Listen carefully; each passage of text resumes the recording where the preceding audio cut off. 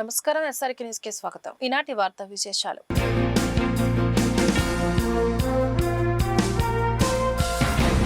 ప్రధాని మోదీ దేశంలో సుపరిపాలన అందిస్తున్నారని బీజేపీ రాష్ట్ర అధికార ప్రతినిధి వల్లూరి జయప్రకాష్ నారాయణ అన్నారు.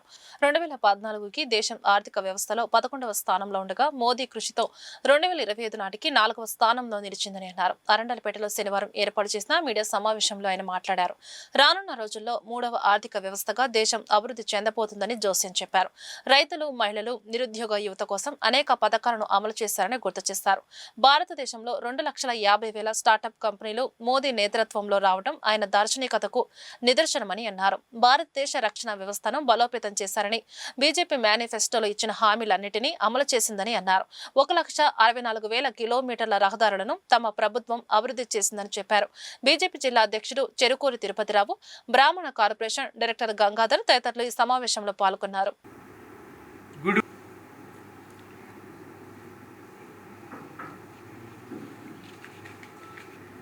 దేశవ్యాప్తంగా కూడా ఏ రకమైనటువంటి అభివృద్ధి వచ్చిందో మనందరం కూడా ప్రత్యక్షంగా చూసినటువంటి సంఘటన.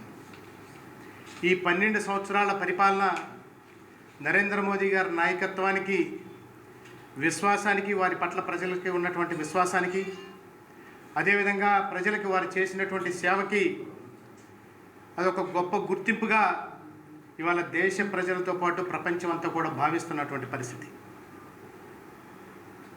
2014 కంటే ముందు భారతదేశం అంటే ఒక చులకన భావంతో ప్రజలందరికీ కూడా ఈ దేశంలో ఉన్నారు అంటే ఈ దేశంలో ఉద్యోగాల కల్పన కానివ్వండి, రైతులకు సంబంధించినటువంటి సంక్షేమాలు కానివ్వండి, అదేవిధంగా మహిళల ఆత్మగౌరవానికి సంబంధించిన అంశాలు కానివ్వండి, యువకులకు సంబంధించినటువంటి విషయాలు కానివ్వండి, ఏవి కూడా పట్టించుకున్నటువంటి పరిస్థితి నుంచి ఇవాళ 4 ప్రధానమైనటువంటి అంశాలని తీసుకొని నరేంద్ర మోదీ గారి యొక్క సుపరిపాలన ఏ రకంగా సాగుతూ ఉందో మనందరం కూడా గమనిస్తూ ఉన్నాం. 2014 నాటికి ప్రపంచంలో భారతదేశ యొక్క ఆర్థిక వ్యవస్థ 11వ స్థానంలో ఉంటే ఇవాళ 2026 నాటికి 2025 నాటికే మనం 4వ స్థానానికి చేరాం. రాబోయేటటువంటి మరి కొద్ది రోజుల్లో మనం 3వ అతిపెద్ద ఆర్థిక వ్యవస్థగా రూపాంతరం చెందేటటువంటి పరిస్థితి మనం చూస్తూ ఉన్నాం. నరేంద్ర మోదీ గారు 2014లో ప్రజల యొక్క విశ్వాసంతో గెలిచిన తర్వాత 2019లో అదే విశ్వాసాన్ని ప్రజలు కూడా కొనసాగించి మరలా వారికి నాయకత్వం అప్పచెప్పారు. 2024లో వారు 3వసారి ప్రధానమంత్రిగా ప్రమాణ స్వీకారం చేసిన తర్వాత మొట్టమొదటి సంతకం ఈ దేశానికి వెన్నెముకైనటువంటి రైతులకి PM సమ్మాన్, కిసాన్ సమ్మాన్ యోజన ఏదైతే ఉందో వారందరికీ కూడా, రైతులందరికీ కూడా బెనిఫిట్ చేసేటటువంటి మొట్టమొదటి సంతకం పెట్టినటువంటి పరిస్థితి. ఈ దేశంలో ఉన్నటువంటి రైతులతో పాటుగా మహిళల యొక్క సంక్షేమం చూస్తూ ఆత్మనిర్భర్ భారత్ పేరుతోటి ఏ రకంగా అయితే దేశవ్యాప్తంగా కూడా మరుగుదొడ్ల నిర్మాణాన్ని చేశారో మనందరికీ కూడా తెలుసు. అదేవిధంగా మహిళలందరికీ కూడా జన్ధన్ యోజన పేరుతోటి పేద మహిళలందరికీ కూడా ప్రతి ఒక్క మహిళకు కూడా బ్యాంకు అకౌంట్ల రూపేణా వారందరికీ కూడా సొంతంగా స్వశక్తితోటి ఎదిగే విధంగా ఆర్థిక వ్యవస్థని వారు రూపాంతరం చేయించడం జరిగింది. అదేవిధంగా మహిళలకు సంబంధించినటువంటి అనేకమైనటువంటి అంశాల్లో వారికి మనందరికీ కూడా తెలిసినటువంటి విషయం ఏదైతే 5 లక్షల రూపాయలు ముద్రా లోన్లు వస్తూ ఉన్నాయో 50,000 నుంచి 5 లక్షల రూపాయల వరకు పావలా వడ్డీకే వారందరికీ కూడా ఆర్థిక స్వావలంబన కల్పిస్తూ మహిళలకు చేసినటువంటి ఎటువంటి అభివృద్ధి చేశారో మనందరికీ కూడా తెలుసు, మనం చూస్తూ ఉన్నాం. అదేవిధంగా యువకుల కోసం అని చెప్పి మనందరం కన్నా చూసినట్టయితే PM స్కిల్ సెంటర్స్ ద్వారా ఇవాళ స్కిల్ ఇండియా, స్టార్టప్ ఇండియా పేరుతోటి 2014 కంటే ముందు మనం చూసినట్టయితే కేవలం 200 స్టార్టప్ కంపెనీలు ఉంటే ఇవాళ భారతదేశ వ్యాప్తంగా 2,50,000 పైన స్టార్టప్ కంపెనీలు వచ్చినాయంటే నరేంద్ర మోదీ గారి యొక్క దార్శనికత, నరేంద్ర మోదీ గారి యొక్క అభివృద్ధి చేసినటువంటి విధానాన్ని చెప్పి సందర్భంగా తెలియజేస్తూ ఉన్నాం. అదేవిధంగా దళితులు ఎవరైతే ఉంటారో వారందరికీ కూడా స్టార్టప్ ఇండియా పేరుతోటి వాళ్ళ దళితులందరూ కూడా పారిశ్రామికవేత్తలుగా తీర్చిదిద్దేటువంటి కార్యక్రమం స్టార్టప్ ఇండియా పేరుతోటి మనందరికీ కూడా జరిగినటువంటి విషయాన్ని మనందరం కూడా చూసాం. 2019 తర్వాత వచ్చినటువంటి కరోనా మహమ్మారిని ఏ రకంగా భారతదేశం ఎదుర్కొందో నరేంద్ర మోదీ గారి నాయకత్వ పటిమ యొక్క ప్రదర్శన ఆ రకంగా జరిగిందని చెప్పి మీ అందరికి కూడా తెలియజేస్తా ఉన్నాం. ప్రధాని మోదీ 12 ఏళ్ల పాలనలో ప్రచారం ఆర్భాటం తప్ప అభివృద్ధి ఏమాత్రం కనిపించలేదని కాంగ్రెస్ పార్టీ గుంటూరు జిల్లా అధ్యక్షుడు ఎన్ఎం సుధీర్ బాబు ఎద్దేవా చేశారు. గుంటూరు జిల్లా కాంగ్రెస్ పార్టీ కార్యాలయంలో శనివారం సుధీర్ బాబు మాట్లాడారు. 12 సంవత్సరాల పాలనలో గ్యాస్ ధరను 1200కి పెంచారని, నిత్యావసర వస్తువుల ధరలు అమాంతం పెంచారని ధ్వజమెత్తారు. ప్రశ్నించే వారిపై దేశద్రోహం ముద్రలు వేస్తున్నారని, కులాలు మతాల మధ్య చిచ్చు పెడుతున్నారని ఫైర్ అయ్యారు. మాజీ ఎమ్మెల్యేలు లింగంశెట్టి ఈశ్వరరావు, మస్తాన్ వలి మాట్లాడుతూ ప్రజలు కాంగ్రెస్ పార్టీకి అండగా నిలవాలని, రాహుల్ గాంధీ నేతృత్వంలో దేశం అభివృద్ధి చెందుతోందని చెప్పారు. మోదీ ఏ సంపద సృష్టించారో శ్వేతపత్రం విడుదల చేయాలని, కాంగ్రెస్ పార్టీ నాయకుల కష్టంతో స్వతంత్రం వచ్చిందని గుర్తు చేశారు. జాతీయ జెండాను ఆర్ఎస్ఎస్ ఆఫీస్పై ఎగరవేయాలని, బీజేపీ నేడు సంబరాలు చేసుకోవడం సిగ్గుచేటని చెప్పారు.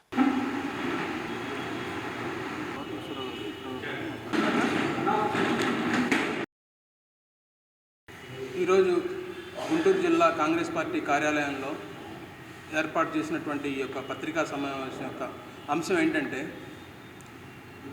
గత 12 సంవత్సరాలుగా ప్రధానమంత్రి నరేంద్ర మోడీ గారి పరిపాలనలో వారు వైఫల్యం చెందినటువంటి అంశాల గురించి ఈ రోజున మీడియా ద్వారాగా ప్రజల్లోకి తీసుకెళ్లాలనే ఒక ముఖ్య ఉద్దేశంతో ఈ యొక్క పత్రికా సమావేశాన్ని ఏర్పాటు చేయడం జరిగింది. దేశంలో చూస్తూనే ఉన్నారు ఏం జరుగుతుందనేది. 12 సంవత్సరాలు అంటే ఒక పుష్కర కాలంలో, అంటే జనరల్గా ఏమంటారంటే ఒక టర్మ్ ఎలక్షన్లో గెలిచిన తర్వాత చివరిలో చెప్పే మాట ఏంటంటే, మాకు నెక్స్ట్ టైం కూడా మేము వస్తే మేము అన్నీ క్లియర్ చేస్తామని చెప్పి చెప్తారు. కానీ ఇక్కడ 2వ టర్మ్ అయిపోయింది, 3వ టర్మ్లో కూడా వచ్చారు, కానీ పనులు మాత్రం శూన్యం. మాటలు మాత్రం కోట్లల్లో చెప్తారు, చేతల్లో మాత్రం శూన్యం, గుండు సున్నా. భారతదేశంలో గడిచిన 45 సంవత్సరాలలో ఎప్పుడూ లేనటువంటి నిరుద్యోగం, 30 సంవత్సరాలలో ఎప్పుడూ లేనటువంటి ద్రవ్యోల్బణం. మరి అలానే చూసుకుంటే 400 రూపాయలు ఉన్నటువంటి సిలిండరు 1200 రూపాయల దాకా తీసుకెళ్ళి, అంటే 1200 సంవత్సరాలుగా చేసి దేశ ప్రజల్ని ఇబ్బందులకు గురి చేసి నిత్యావసర సరుకుల ధరలు దగ్గర 300% పెంచాడు.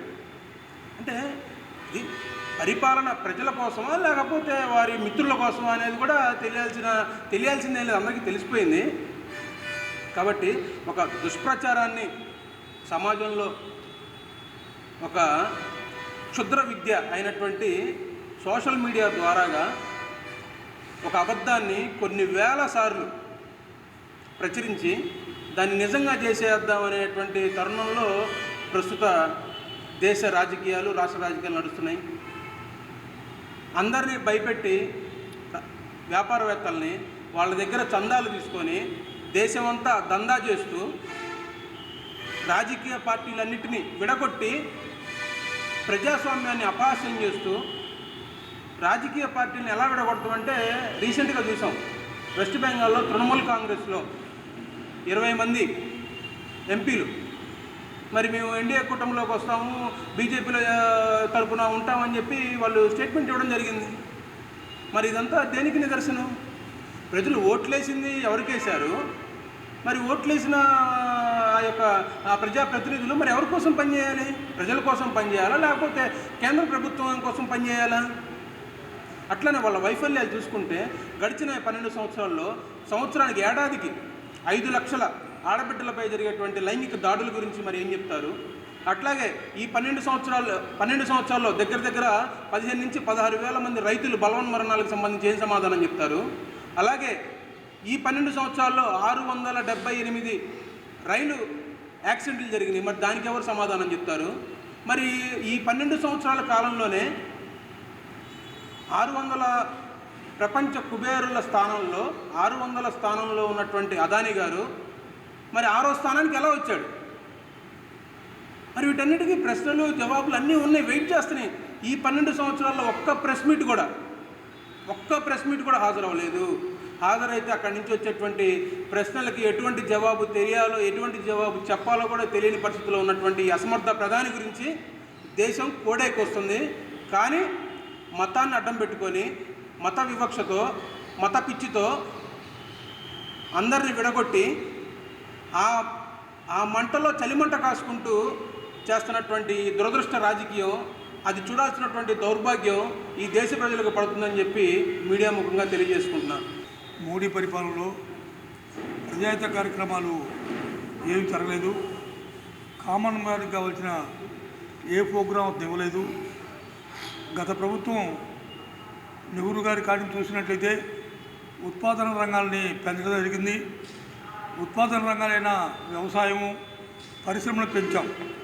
వ్యవసాయం పెంచడం వల్ల నీటి సౌకర్యాలు కలిగించడం, తద్వారా ఎలక్ట్రిసిటీ రావటం, ఆ ఎలక్ట్రిసిటీ ద్వారా అనేక రకాల ప్రాజెక్టులు కట్టడం, వాటి ద్వారా మరి పరిశ్రమలు రావటం, ఆ పరిశ్రమల ద్వారా నిరుద్యోగ సమస్య పరిష్కారం కావటం, తద్వారా వాణిజ్య వ్యాపార రంగాల్లో అభివృద్ధి చెందడం, దాని ద్వారా పన్నుల రూపంలో ప్రజలు మరి కట్టడం, ఆ విధంగా ప్రజా సంక్షేమం కోసం అనేక రకాలుగా కార్యక్రమాలు చేయడం జరిగింది. నెహ్రూ గారు పంచవర్ష ప్రణాళికలు పెట్టి ఈ దేశాన్ని సమగ్ర అభివృద్ధి కోసం అని చెప్పని వైద్యము, విద్య, అదేవిధంగా మరి వ్యవసాయము, అనేక రంగాలని పంచవర్ష ప్రణాళిక ద్వారా ప్రతి 5 సంవత్సరాలకి రివ్యూ చేసుకుంటూ ఆ విధంగా దేశాభివృద్ధికి కృషి చేయడం జరిగింది. ఇవాళ బాక్రా రంగాలు కానీ, నాగార్జున సాగర్ కానీ, మరి అనేక రకాల పరిశ్రమలు రూర్కెలా కానీ, విశాఖపట్నం ఉక్కు ఫ్యాక్టరీ కానీ అనేక రకాలుగా తీసుకొచ్చాం. ఈ ప్రభుత్వం వచ్చిన తర్వాత వాటిని హోల్సేల్గా ఆదాని అమ్మాలని చెప్పాలి 20-25 మంది హోల్సేల్ ధరలకు అమ్మేయటం, తద్వారా వచ్చే డబ్బుని ఎలక్షన్లో ఖర్చు పెట్టడం, ఆ ఎలక్షన్ల ఎన్నికల ద్వారా మరలా విజయాన్ని పొందడమే జరుగుతుంది. కానీ పేదవాడికి కావాల్సిన కార్యక్రమాన్ని చేయలేదు. ఇందిరాగాంధీ గారు 20 సూత్రాల కార్యక్రమాన్ని పెట్టి, గరీబ్ హఠావో కార్యక్రమాన్ని పెట్టి ఈ దేశాభివృద్ధికి పేదవాడు ఉండకూడదు, మధ్య తరగతి కుటుంబాలకు కూడా కావాల్సిన అనేక రకాల సౌకర్యాలు మరి కల్పించడం జరిగింది. ఎప్పటికప్పుడు రేట్లు వేరీ చేసుకుంటూ వాటిని మరి రైతు బజార్ల ద్వారా సరసమైన ధరలకి మరి ప్రజలకు అందించే కార్యక్రమాన్ని గతంలో కాంగ్రెస్ ప్రభుత్వాలు చేసినాయి. ఆ విధంగా ప్రజాహిత కార్యక్రమాలు ఎప్పటికప్పుడు ప్రజా సమస్యలు తెలుసుకొని అక్కడికక్కడే పరిష్కారం చేస్తూ వాటిని ప్రభుత్వం చేర్చుకొని వాటికి కావాల్సిన కార్యక్రమాలు చేసిన ప్రభుత్వాలు, కాంగ్రెస్ ప్రభుత్వాలు ప్రజాస్వామ్యబద్ధంగా మనం పరిపాలించాం కాబట్టి మరలా మీకు అధికారం రావడం జరిగింది. ఇవాళ మోడీ ప్రభుత్వం 12 సంవత్సరాలు పరిపాలించాడు. మరి 12 సంవత్సరాలు పరిపాలన ఏం జరిగిందో ఎవరికి తెలియదు. ఏమీ చేయకపోయినా కూడా మరి ఉత్సవాలు జరుపుకునే విషయాన్ని మనం గమనం ఉంచుకోవాలి. నిరుద్యోగ సమస్య పెరిగింది, ఒక పరిశ్రమ లేదు, ఉన్న పరిశ్రమలను అమ్ముకుంటున్నాడు. మరి కరువు కాటకాలు ఉన్నాయి, రేట్లు విపరీతంగా పెరిగిపోతున్నాయి. మధ్యతరగతి పేదవాడు కూడా ఆ రేట్లు అందుకోలేక అనేక రకాల ఆత్మహత్యలు చేసుకునే పరిస్థితులు వాళ్ళ దేశంలో ఏర్పడిన విషయాన్ని మనం గమనం ఉంచుకోవాల్సిన అవసరం ఉంది. మరి కాంగ్రెస్ పార్టీ గ్రామీణ ఉపాధి హామీ పథకం పెడితే కొత్త పథకం ఏమైనా పెట్టాలి. ప్రజల కోసం గ్రామీణ ప్రాంతంలో ప్రజలు వలసలు పోకుండా, కరువు వచ్చినప్పుడు ఆత్మహత్య చేసుకోకుండా వారికి అక్కడే పని కల్పించే కార్యక్రమాన్ని మహాత్మా గాంధీ రూరల్ కార్యక్రమాన్ని సోనియా గాంధీ గారి నేతృత్వంలో మన్మోహన్ సింగ్ గారు, పివి నరసింహ గారు పెట్టడం జరిగింది. మరి ఆ పెట్టిన కార్యక్రమానికి పేరు మార్చి రామ్జీ అని పెట్టాం. అది ఒక కార్యక్రమం, కొత్త కార్యక్రమం. అట్లా పాత కార్యక్రమాల పేర్లు మార్చి పెట్టడం, ఇవాళ నిరుద్యోగ సమస్య పెరిగిపోవటం, ఉత్పాదన రంగాలు దెబ్బతిపోవటం, ఈ విధంగా దేశం ప్రపంచంలో మనం ఆర్థిక వ్యవస్థ దెబ్బతిన్న విషయం మనందరికీ తెలుసు. మరి ఈ విధంగా ఈ దేశాన్ని మరి మోడీ నుంచి రక్షించాల్సిన అవసరం ఉంది. 12 సంవత్సరాలు పరిపాలన, భారతదేశంలో అత్యధిక కాలం పరిపాలన చేశాననేటటువంటి సంకలు కొట్టుకోవటం, సంబరాలు చేసుకోవటం అనేటటువంటిది కాంగ్రెస్ పార్టీ ప్రశ్నిస్తూ ఉంది. 12 సంవత్సరాలు కాదు కదా, 120 సంవత్సరాలు పాలన చేసినా కూడా నీ యొక్క నియంతృత్వ ధోరణి, నీ యొక్క డిక్టేటర్ పాలన భారత ప్రజాస్వామ్యాన్ని బలోపేతం చేయలేనటువంటి విషయాన్ని ఈ సందర్భం గుర్తు చేసుకోవాల్సినటువంటి అవసరం. 12 సంవత్సరాలప్పుడు దేశం గతంలో 16 మంది ప్రధానమంత్రులు ఉన్నారు. దేశానికి స్వతంత్రం వచ్చిన తర్వాత 16 మంది ప్రధానమంత్రులు ఈ దేశంలో 56 లక్షల కోట్ల అప్పు ఉంటే దానికి జీడిపిగా ఈ దేశంలో సంపద సృష్టించడం జరిగింది. ఆ సంపద ద్వారాగా భారతదేశం అభివృద్ధి చెందుతున్న దేశంగా, ప్రపంచంలో ఒక గౌరవ మర్యాదలతో గొప్ప ప్రజాస్వామ్య దేశంగా ఉన్నటువంటి పరిస్థితి. కానీ ఈ 12 సంవత్సరాల్లో నరేంద్ర మోడీ గారు ఖ్యాతి ఏందయ్యా అంటే 250 లక్షల కోట్ల రూపాయలు ఇవాళ భారతదేశం అప్పు ఉంది. ఏ సంపద తయారు చేశావో ఒక్కసారి భారత జాతి తెలుసుకోవాలనుకోండి. ఈ భారత ప్రజానికం రవి అస్తమించని బ్రిటిష్ సామ్రాజ్యాన్ని, 200 సంవత్సరాలు పాలించిన బ్రిటిష్ సామ్రాజ్యాన్ని, ఈ దేశాన్ని నుంచి పారదోలటం కోసం కాంగ్రెస్ పార్టీ నాయకత్వం వహించి, కాంగ్రెస్ పార్టీ నాయకుల త్యాగాల ఫలితంతో ఈ దేశానికి స్వతంత్రం, స్వేచ్ఛా పిపాసులు, సమానత్వం, ఒక పెద్ద బలమైన రాజ్యాంగాన్ని ఏర్పాటు చేసుకున్నటువంటి సంగతిని మనం ఈ సందర్భం గుర్చారు. మీ ప్రయత్నం ఏంటి? ఈ యొక్క బలమైన ప్రజాస్వామ్యాన్ని బలహీనపరచాలని, జాతీయ జెండాని మార్చాలని, జాతీయ జెండాని గౌరవించలేనటువంటి పిరికిబందులుగా మీరు 1952 సంవత్సరాల పాటుగా జాతీయ జెండాని మీ ఆర్ఎస్ఎస్ ఆఫీసు మీద ఎగరేయలేనటువంటి మీరు ఇవాళ సంకలు కొట్టుకోవడం, సంబరాలు చేసుకోవటం ఏ విధంగా సమత్వం మీ గుండెల్ని మీద చేసుకొని అడగమని చెప్పి నేను అడుగుతా ఉన్నాను నరేంద్ర మోడీని. మీకేమాత్రం చిత్తశుద్ధి ఉంటే ఈ దేశంలో ఎప్పుడు మేము కూడా చాలా సుదీర్ఘకాలం పాటు ఈ దేశాన్ని పరిపాలించాం. మణిపూర్ లాంటి సంఘటనలు ఎక్కడైనా ఈ దేశంలో జరిగినాయా? మణిపూర్లో నిరంతరం నిప్పు కాజేశారు. ఈరోజు కూడా 2 సంవత్సరాలు అవుతా ఉంది. ఇంకా ఈరోజు కూడా శిబిరాల్లో ప్రజలు ఉన్నారు. ఆడవాళ్ళని నగ్నంగా రోడ్ల మీద తిప్పుతూ ఉన్నారు. ఆడవాళ్ళని నగ్నంగా రోడ్ల మీద కాల్చేస్తూ ఉన్నారు. కానీ దేశ ప్రధానమంత్రి ఒక్క మాట మాట్లాడినటువంటి సందర్భం లేదు. సిగ్గుపడాలి ఈ దేశంలో ఉన్నటువంటి ఈ నాయకులంతా కూడా. కూటమి ప్రభుత్వం అబద్ధపు హామీలతో అధికారంలోకి వచ్చిందని, మహిళలకు ఇచ్చిన హామీల అమలులో తీవ్రంగా విఫలమైందని వైసీపీ గుంటూరు నగర అధ్యక్షురాలు నూరి ఫాతిమా నిప్పులు చెరికారు. గుంటూరు తూర్పు నియోజకవర్గంలోని క్యాంపు కార్యాలయంలో శనివారం నూరి ఫాతిమా మాట్లాడారు. అబద్ధపు హామీలు ఇచ్చేటప్పుడు నొక్కి పలికే చంద్రబాబు అమలు చేయలేక చిన్నగా మాట్లాడుతున్నారని ఎద్దేవా చేశారు. సూపర్ 6 లో 4 హామీలు మహిళలకు ఇచ్చినవేనని, ఆ హామీలో అప్పులు ఎప్పుడు తీరుస్తారో చెప్పారని ప్రశ్నించారు. మేనిఫెస్టోలో 98% హామీలను అమలు చేసిన ఏకైక నాయకుడు జగన్ అని గుర్తు చేశారు. రాజధానిలో వర్షాకాలంలో నీళ్లు తోడడం, ఎండాకాలంలో చెట్లు కొట్టేయడమే సరిపోతుందని అన్నారు. సచివాలయంలో 10 మంది చేయాల్సిన పనిని 2తో చేయడం ఫలితంగా సిబ్బంది ఇబ్బంది పడుతున్నారని అన్నారు. ఈ కూటమి ప్రభుత్వంలో అబద్ధపు మాటలతో ఈ రాష్ట్రాన్ని వాళ్ళు అధికారంలో వచ్చి 2 సంవత్సరాలు పూర్తవుతుంది. ఏ హామీ మీద వాళ్ళు కట్టుబడి ఉన్నారో ఒక్కసారి తెలియజేయమని చెప్పి ఈ కూటమి ప్రభుత్వంలో ఉన్న నాయకులను అడుగుతున్నాం. మీరు చూసుకుంటే ఆడబిడ్డ నిధి మహిళలకి ఇచ్చిన హామీ ఏమైంది? ఆ హామీ ఇప్పుడు దాకా కూడా ఆ హామీకి ₹1 కూడా బడ్జెట్ కేటాయించలేదు. నిన్న చంద్రబాబు నాయుడు గారు ఎంత చక్కగా అంటే అబద్ధాన్ని నిజం అని చెప్పి గొంతు మాత్రం అప్పుడు ఎక్కువ గట్టిగా వస్తుంది. ఆడబిడ్డనిది ప్రతి ఒక్క మహిళకి 1500, సంవత్సరాలకి 18,000 అని చెప్పారు. ఈరోజు ఎందుకు గొంతు గట్టిగా రావట్లేదు చంద్రబాబు నాయుడు గారండి? ఆడబిడ్డనిది నేను ఇవ్వలేను, ఆర్థిక పరిస్థితి బాలేదు అని చెప్పుకుంటా వస్తున్నారు. తల దించుకొని మాట్లాడుతున్నారు. దాన్ని బట్టే అర్థమవుతుంది చంద్రబాబు నాయుడు గారు ఈ కూటమి ప్రభుత్వం ఫెయిల్యూర్ అని చెప్పి. ప్రతి ఇంటికి వెళ్ళి ప్రతి గడపని తట్టి ఆ ఇంట్లో ఉన్న మహిళలందరికీ నీకు 15 అని చెప్పిన వాళ్ళు ఈరోజు వెళ్ళి మీరు అడగట్లేదే నీకు 15,000 వచ్చినాయా, నీకు 18,000 వచ్చినాయా అని చెప్పి అడగట్లేదే. అంటే ఇవ్వలేదు కాబట్టి ఎక్కడ అడుగుతారు? ఇవ్వలేదు కాబట్టి ఎక్కడెళ్ళి వాళ్ళు మొహం చూపించగలుగుతారు అని చెప్పి అడుగుతున్నాను. ఈ కూటమి ప్రభుత్వంలో ఉన్న నాయకులందరూ బాండ్లు ఇచ్చారే, మీ ఇంటికి ఇన్ని వస్తాయని చెప్పి బాండ్లు ఇచ్చారే, ఏవి ఆ బాండ్లు? ప్రతి ఇంట్లో చిత్తు కాగితాలేనా ఆ బాండ్లు? అంటే మీరిచ్చే హామీ, మీరిచ్చే ప్రామిసెస్ ఒక చిత్తు కాగితమేనా? మీ మేనిఫెస్టో ఒక బోగస్ మేనిఫెస్టోనేనా? ఒక్కసారి మీరు తిరిగి చూడండి. మోసం చేసి ఈ ప్రభుత్వం ఫామ్ అయ్యారు. మీరు వెన్నుపోటు పొడిచి ఈ రాష్ట్రాన్ని ఈ ప్రభుత్వం ఫామ్ అయింది. ఎందుకనంటే మహిళలకి ఇప్పుడు దాదాపుగా ఈ మేనిఫెస్టోలో సూపర్ 6 అన్న దీంట్లో సూపర్ 6లో సూపర్ 4 మహిళలకే గ్యాస్ సిలిండర్ ఏమైంది? దాదాపుగా ఇప్పుడు దాకా 6 7 గ్యాస్ సిలిండర్లు రావాల్సింది. ఏమైనా ఆ గ్యాస్ సిలిండర్లు అంటున్నాను, రెండుతోనే పరిమితం, క్లోజ్. అలాగే ఫ్రీ బస్ అన్నారు, ఫ్రీ బస్సుకి సర్వీసెస్ ఒక 5 6 దానికే సర్వీసెస్ ఇచ్చారు. మరి అదేమైంది పూర్తి స్థాయిగా? మరి అలాగే మీరు చూసుకుంటే తల్లికి వందనం అన్నారు, ఆ వందనం ఏమైంది? 1 సంవత్సరం ఇచ్చారు. ఆ సంవత్సరంలో కూడా మరి మీరు చెప్పిన 15,000 పూర్తి స్థాయిగా ఇస్తాను, జగన్మోహన్ రెడ్డి గారు అయితే పూర్తి స్థాయిగా ఇవ్వలేదు, 1,000 రూపాయలు కట్ చేసుకొని ఇచ్చారు, నేనైతే పూర్తి స్థాయిగా ఇస్తానని చెప్పారే.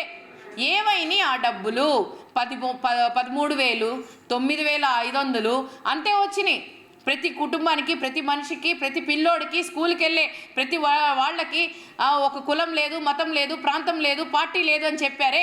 ఏమైనా ఆ డబ్బులు అని చెప్పి అడుగుతున్నాను. ఈ కూటమి ప్రభుత్వంలో ఇచ్చిన హామీ మరి చంద్రబాబు నాయుడు గారు ఏమయ్యారు?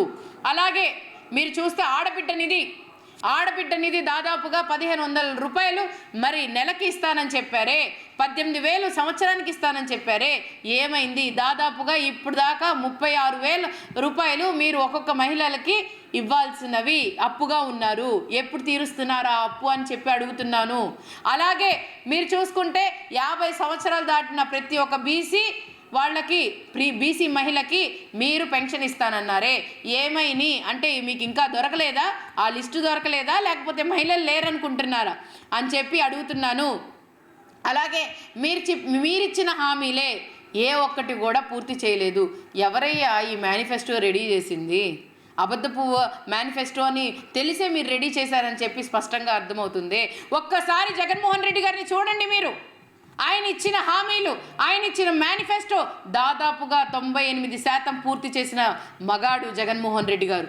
ఎందుకనంటే ఏదైనా మాట ఇస్తే మాట తప్పని నాయకుడు జగన్మోహన్ రెడ్డి గారు. ఆసరా, చేయుత, చేదోడు, ఈబీసీ నేస్తాం, కాపు నేస్తాం, రైతు భరోసా, అలాగే 0 వడ్డీ అని చెప్పి మహిళలకి అండగా ఉన్న నాయకుడు జగన్మోహన్ రెడ్డి గారు.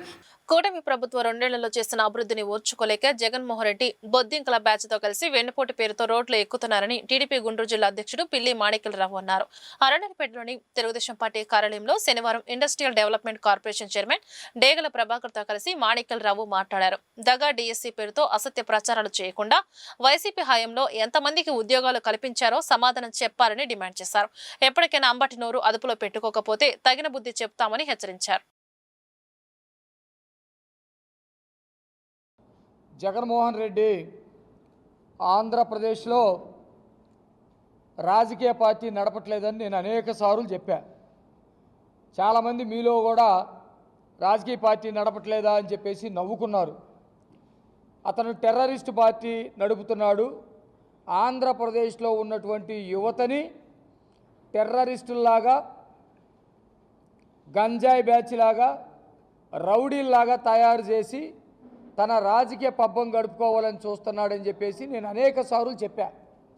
ఈరోజు అది నిజమైంది. జనరల్గా రాజకీయ పార్టీ ప్రజల్లో చైతన్యం తీసుకురావటం, అధికారానికి రావటం, ప్రజలకి మేలు చేయటం, ఇది రాజకీయ పార్టీ యొక్క లక్షణం అయి ఉంటుంది. కానీ జగన్మోహన్ రెడ్డి దీనికి భిన్నంగా ప్రవర్తిస్తున్నాడనే సంగతి అందరికీ తెలిసిందే. ఈరోజు జగన్మోహన్ రెడ్డి యొక్క ప్రవర్తన చూస్తూ ఉంటే ఆయన సైకో పార్టీ నుంచి గొడ్డల పార్టీగా ఎదిగాడు. సరే, గొడ్డల పార్టీ దగ్గరైనా ఉంటాడనుకుంటే గొడ్డల పార్టీ నుంచి బొద్దెంక పార్టీకి దిగజారాడు. సైకో పార్టీ నుంచి గొడ్డలకి ఎదిగి గొడ్డల నుంచి బొద్దెంకకి దిగజారాడు. ఆయన అన్న మాటలే ఇవి. సైకోగా ఉన్నప్పుడు తండ్రిని లేపేసి రాజకీయ అవకాశాలు పొందాలని చూశాడు. ఆ తర్వాత గొడ్డల పార్టీగా ఎదిగి బాబాయిని నరికి రాజకీయ పార్టీగా అవతారం ఎత్తి ముఖ్యమంత్రి అయ్యాడు. ఇదంతా కూడా మనం చూసాం. నిన్న ఆయన ప్రెస్ మీట్ పెట్టి మేము బొద్దింకల పార్టీయే, మేము బొద్దింకలే అన్నాడు. జనరల్గా ఏదన్నా ఒక మొన్నటిదాకా సింహం సింగిల్గా వచ్చింది, మేము వస్తే అసలు ఎవరు తట్టుకోలేరని చెప్పాడు. సరే, క్రూర జంతువు అయినా సింహం అంటే ఒక గౌరవం విలువ ఉంటుంది కాబట్టి ప్రజలందరూ కూడా పర్వాలేదు అనుకున్నారు. ఇలా సింహం దగ్గర నుంచి ఏదో జింకకో కుందేలుకో తాబేలు కన్నా మారతాడు అనుకుంటే పనికి మాలిన చేదరికి గురయ్యే, ఆ పేరెత్తితేనే ఒళ్ళు జలతరించిపోయేటువంటి ఒక క్రిమి కీటకమైనటువంటి బొద్దింక స్థాయికి దిగజారాడు. నాది బొద్దింక పార్టీ అంటాడు, నాకున్నాయి బొద్దింక లక్షణాలు అంటాడు, బొద్దింకలాగే మా వాళ్ళందరూ కూడా పెంచుతున్నాను అంటాడు. నిజమే అనిపిస్తూ ఉంది. ఈరోజు జగన్ది నిజమైనటువంటి బొద్దింక పార్టీ. బొద్దింకలని ముద్దాడేటువంటి మనుషులు ఎవరైనా ఈ రాష్ట్రంలో కానీ దేశంలో కానీ ఉంటారా? బొద్దింకల్ని ఎవ్వరూ ముద్దాడు. ఎందుకంటే బొద్దింకలను చూస్తేనే చీదర. బొద్దింకల యొక్క లక్షణం ఏంటి? అవి అనారోగ్యాన్ని కల్పించడం, చీదరని చేయటం, రోగాలను తీసుకురావటం, అవి ఇల్లంతా కలుషితం చేయటం, ఆహారాన్ని కలుషితం చేయటం బొద్దింకల యొక్క లక్షణాలు. జగన్మోహన్ రెడ్డి ఒప్పుకున్నట్టే జగన్మోహన్ రెడ్డి కూడా రాజకీయాల్లో బొద్దింక లాంటి వాడు.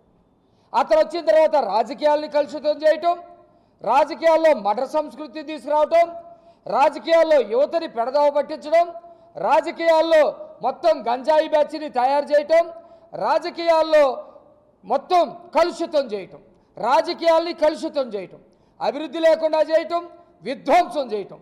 నిజంగా తనకు తాను బొద్దింకని చెప్పుకున్నందుకు ఆ జగన్మోహన్ రెడ్డిని చూస్తూ ఉంటే ప్రజలందరూ కూడా ఈరోజు అర్థమైనటువంటి పరిస్థితి.